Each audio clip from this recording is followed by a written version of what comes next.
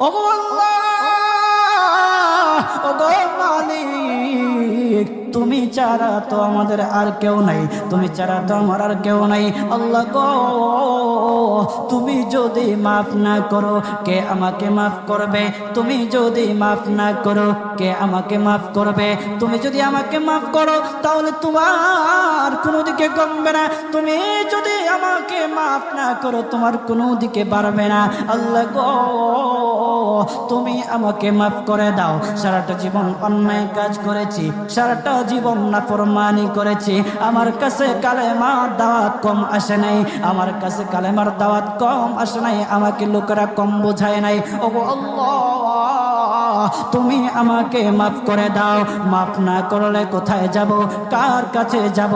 বাবা যখন মারে তখন মার কাছে আশ্রয় নেওয়া যায়, মা যখন প্রহার করে তখন বাবার কাছে আশ্রয় নেওয়া যায়, বাবা মা যখন প্রহার করে তখন দুনিয়ার কারো না কারো কাছে আশ্রয় নেওয়া যায়।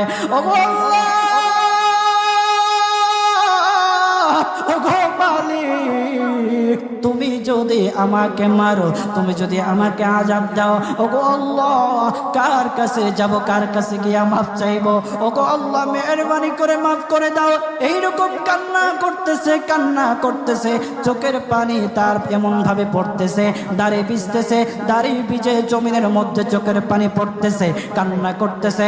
বান্দাটা কান্না করতে করতে করতে করতে আমার আল্লাহর কাছে এমন গ্রহণযোগ্যতা অর্জন করেছে, মহান আল্লাহ রাব্বুল আলামিন তার ডাকে সাড়া দিয়া তার জিন্দেগির সব গুনাহ মাফ করে দিয়েছে।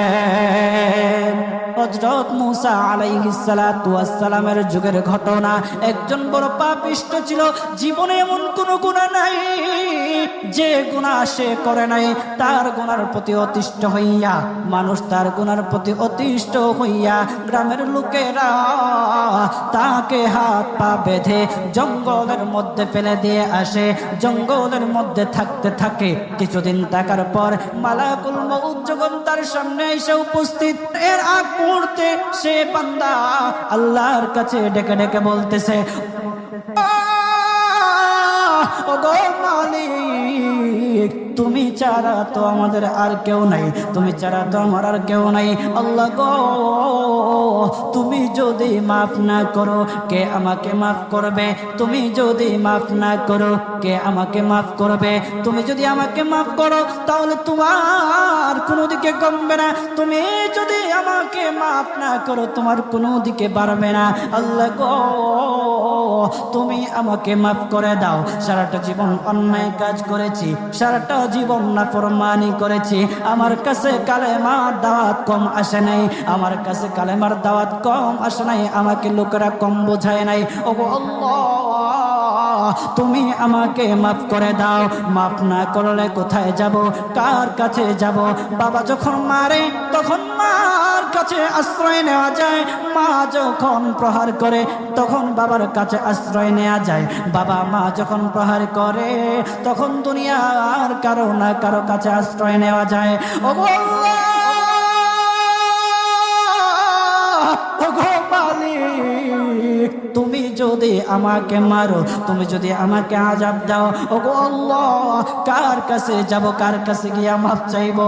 ওগো আল্লাহ, মেহেরবানি করে মাফ করে দাও। এইরকম কান্না করতেছে, কান্না করতেছে, চোখের পানি তার এমন ভাবে পড়তেছে, দাড়ি ভিজতেছে, দাড়ি ভিজে জমিনের মধ্যে চোখের পানি পড়তেছে, কান্না করতেছে। বান্দাটা কান্না করতে করতে করতে করতে আমার আল্লাহর কাছে এমন গ্রহণযোগ্যতা অর্জন করেছে, মহান আল্লাহ রাব্বুল আলামিন তার ডাকে সাড়া দিয়া তার জিন্দেগির সব গুনাহ মাফ করে দিয়েছে। ওই বান্দাটা তাওবা করতে করতে করতে করতে হঠাৎ ইন্তেকাল করে। ইন্তেকাল হওয়ার পরে হযরত মূসা আলাইহিস সালাতু ওয়াস সালামকে মহান আল্লাহ বলে দিতেছে পয়গম্বর মূসা, ও দুস্থ দেখো অমুক জঙ্গলে আমার একটা পাগলা আশেক, আমার পাগলা একটা আশেক মারা গেছে, ওই আশেকটার জানাজা তুমি পড়াও, দাফন কাফনের ব্যবস্থা করো। ও মূসা আর তুমি একটা ঘোষণা দিয়ে বলে দাও, একটা ঘোষণা দিয়ে দাও মূসা রে, ও মূসা তুমি ঘোষণা দিয়ে বলে দাও যে আমার এই বান্দার জানাজার নামাজ অংশগ্রহণ করবে, মহান আল্লাহ তার জীবনের সব গুনাহ মাফ করে দিবে। আল্লাহু আকবার। আরো জোরে বলেন না আল্লাহু আকবার, আরো জোরে বলেন আল্লাহু আকবার। হাত উঠায়া বলেন আল্লাহু আকবার, আল্লাহু আকবার। মুসলমান বাবাজি গভীর মনোযোগ। হযরতে মূসা আলাইহিস সালাতু ওয়াস সালাম একটা পাহাড়ের উপরে উঠলেন। পাহাড়ের উপরে ওঠার পর তখন ডেকে ডেকে বলতেছে, ও উম্মতেরা রে, আমার উম্মতেরা শোনো, আল্লাহ রব্বুল আলামিন একটা সুসংবাদ দিয়ে দিয়েছে। আমার আল্লাহ রব্বুল আলামিনের একটা আশিক একটা ওই অমুক জঙ্গলের মধ্যে মারা গেছে, ওই পাগলা আশিকের জানাজার নামাজ অংশগ্রহণ করো। যদি জানাজার নামাজ পড়ো তখন আমার আল্লাহ তোমাদের জীবনের সব গুনাহগুলি মাফ করে দেবে। কেউ যদি নিজের গুনাহ ক্ষমা করাইতে চাও, কেউ যদি নিজের গুনাহগুলি ক্ষমা করাইতে চাও, তাহলে মহান আল্লাহ রব্বুল আলামিনের ওই পাগলা আশিকের জানাজায় অংশগ্রহণ করো। তখন লোকেরা দলে দলে জানাজায় অংশগ্রহণ করার জন্য দলে দলে গেল, জানাজার নামাজ আদায় করলো। আদায় করার পর পয়গম্বর মূসা আলাইহিস সালাতু ওয়াস সালামকে বলতেছে, ওগো আল্লাহর পয়গম্বর, ও পয়গম্বর, যারা জানাজায় অংশগ্রহণ করার কারণে মহান আল্লাহ তার জীবনের সব গুনাহ মাফ করে দেবে, এমন মহা ব্যক্তি তো, এই মহান ব্যক্তিটাকে তো একটা নজরে দেখা দরকার, অবশ্যই দেখা দরকার, আমাদেরকে সেই ব্যক্তিটাকে দেখান। তখন মূসা আলাইহিস সালাতু ওয়াস সালাম বলতেছে, ঠিক আছে তোমাদেরকে দেখানো হবে। তখন যখন দেখাতে গেলেন, দেখানোর সাথে সাথে লোকেরা বলল, পয়গম্বর আপনি কি বলেন, এই লোকটাকে তো আমরা ভালো করে চিনি, ওই লোকটা বড় পাপিষ্ঠ ছিল, বড় অন্যায়কারী ছিল, বড় জুলুমকারী ছিল। ওগো পয়গম্বর, সমাজে এমন কোন গুনাহ নাই যে সে করে নাই, সমাজে সব গুনাহ করেছে, সমস্ত গুনার সাথে সে জড়িত ছিল, সে জড়িত ছিল। তার গুনার কারণে, তার গুনার কারণে আমরা অতিষ্ঠ হইয়া তার হাত পা বেঁধে আমরা তাকে জঙ্গলের মধ্যে ফেলে দিয়ে আসি। এই পাপিষ্ঠ বান্দা আল্লাহ তাআলার বড় আশিক হতে পারে কিভাবে, আল্লাহ তাআলার পেয়ারা হতে পারে কিভাবে? পয়গম্বর মূসা আলাইহিস সালাতু ওয়াস সালাম আল্লাহর কাছে ডেকে ডেকে বললেন, আল্লাহ লোকেরা কি বলতেছে আর তুমি কি বলো? ওগো আল্লাহ এর সমাধান কি, এর সমাধান কি? সমাধানটা তো তুমি দিয়ে দাও। আল্লাহ রব্বুল আলামিন পয়গম্বর মূসা আলাইহিস সালাতু ওয়াস সালামকে সমাধান দিয়েছে। বলতেছে, ও মূসা দুষ্ট রে, ও দুষ্ট, তারা যা কথা বলেছে, লোকেরা যে কথা বলেছে সত্য বলেছে, আমি আল্লাহ যা বলেছি তাও সত্য বলেছে।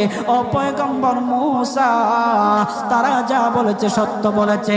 ওই বান্দা বড় পাপিষ্ঠ ছিল, ওই বান্দা বড় অন্যায়কারী ছিল, কিন্তু শেষ বয়সে আইসা তার হাত পা যখন বেঁধে, তার হাত পা বেঁধে যখন লোকেরা জঙ্গলের মধ্যে ফেলে দিয়ে আসলো, তখন সে আমার কাছে এমন ভাবে কান্নাকাটি করা শুরু করে দিয়েছে, এমন ভাবে তওবা করা শুরু করে দিয়েছে। আমি আল্লাহ তাআলার এত দয়া,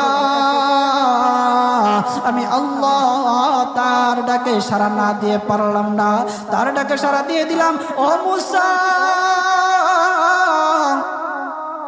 সে তাওবা করার সময় যদি সবার জন্য সে তাওবা করত, যতজন লোকরা বেঁচে আছে, যতজন উম্মতেরা আছে, যতজন লোকেরা আছে, সমস্ত লোকদের জন্য যদি সে আমার কাছে তাওবা করত, আমি আল্লাহ তার তাওবা মুহূর্তের মধ্যে কবুল করে সমস্ত বান্দাদেরকে মাফ করে দিতাম।